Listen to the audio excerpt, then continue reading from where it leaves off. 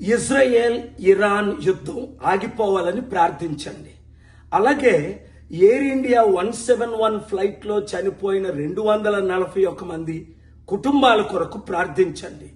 అంతకంటే ముఖ్యం, ఈ యంగ్ డాక్టర్స్ పాపం బిల్డింగ్ లో ఉంటే ఆ ఎయిర్ ఇండియా ఫ్లైట్ పడిపోవడం, 26 మంది దాదాపు చనిపోవడం చాలా విచిత్రం. వారి తల్లిదండ్రులు, వారు బంధువులు ఎంత ఏడుతో ఉన్నారో నేను ఊహించలేకపోతున్నాను. కానీ రామ్మోహన్ నాయుడు రాజీనామా చేయమని నేను 12 గంటల ప్రెస్ మీట్ పెడితే ఆయన నిన్న 1 గంటన్నరకు ప్రెస్ మీట్ పెట్టి ఏయోయో మాట్లాడుతూ బోయింగ్ని ఇన్వెస్టిగేట్ చేయాలి, 34లో 10 ఉన్నాయి ఎయిర్ ఇండియాకి అని. రామ్మోహన్ నాయుడు 3 సంవత్సరాలు ముద్దుబిడ్డగా నిన్ను నాకు పరిచయం చేశారు మీ ఫాదరు. నేను రాజీనామా ఎందుకు చేయమన్నానంటే నీకు ఇంకా మంచి పదవి ఇచ్చి మంచి ఫ్యూచర్ రావాలని. అర్థం చేసుకో, లాల్ బహదూర్ శాస్త్రి ప్రైమ్ మినిస్టర్ టైంలో, నెహ్రూ గారి టైంలో రైల్వే మినిస్టర్ చిన్న ఇన్సిడెంట్ అయితే అప్పుడే ఆయన రాజీనామా చేసేశారు.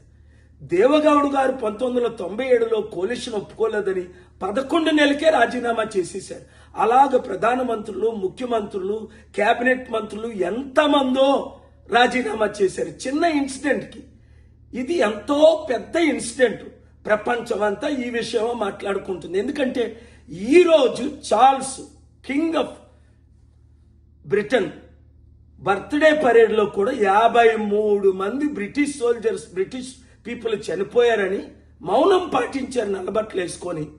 దీని సీరియస్నెస్ నీకు అర్థం అవట్లేదేమో. కానీ చంద్రబాబు నాయుడు గారు చెప్పినా వినొద్దు, మోదీ గారు చెప్పినా వినొద్దు.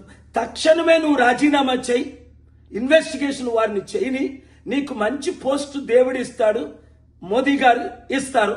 లేదా ఒక మెంబర్ ఆఫ్ పార్లమెంట్గా పార్లమెంట్లో ఫైట్ చేయి ప్రజల కొరకు. అంతేగాని రాజకీయ నాయకుల మాటలు వింటే నువ్వు కూడా రాజకీయంగా నష్టం పొందుతావు.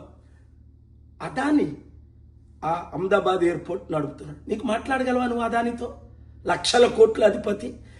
రన్వే ఎక్స్టెండ్ చేయమని డిమాండ్స్ వచ్చాయి 2 yearsలో. ఆయన చేశాడా? లేదు. 7 ఎయిర్పోర్ట్లు ఆయన రన్ చేస్తున్నాడు. ఇదంతా పెద్ద తతంగం. నీకు అనుభవం లేదు కనుక నీకు తెలియదు. రెండోది, ఎయిర్పోర్ట్ పక్కనే బిల్డింగ్లు ఉండడం ఏంటి? సెకండ్స్లో 26 మంది డాక్టర్లు చనిపోవడానికి కారణం ఫ్లైట్ ఎగరడం, కిందన పడిపోయి కూలిపోవడం 1 నిమిషంలోనే. అలాగే ఎన్నో క్వశ్చన్స్ ఉన్నాయి.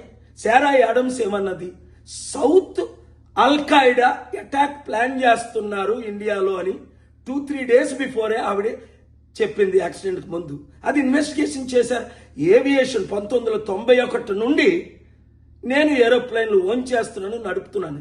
అందులో నువ్వు బోయింగ్ ఇన్వెస్టిగేటివ్ 1116 787 జెట్ లైనర్స్ ఉన్నాయి. ప్రపంచం అంతా వాడుతున్నారు, అన్ని దేశాల వారు. ఒక్క జెట్ లైనర్ అయినా క్రాష్ అయిందా? ఇది మొదటిసారి జరిగింది 2012 నుంచి. అమెరికన్ ప్రెసిడెంట్ 747 బోయింగ్ వాడుతున్నాడు. ఆ తర్వాత నేను ఒక్కడనే ప్రపంచంలో 747 బోయింగ్ ఓనర్ని యూజ్ చేసి ప్రపంచం అంతా తిరిగాను. కనుక ఇది చాలా కాంప్లికేటెడ్ పోస్ట్ పొజిషన్. ఇంకా ఫ్యూచర్లో నష్టాలు జరగక ముందే, నీ ఇమేజ్ దెబ్బతినక ముందే తక్షణమే రాజీనామా చేస్తే బాగుపడతావు.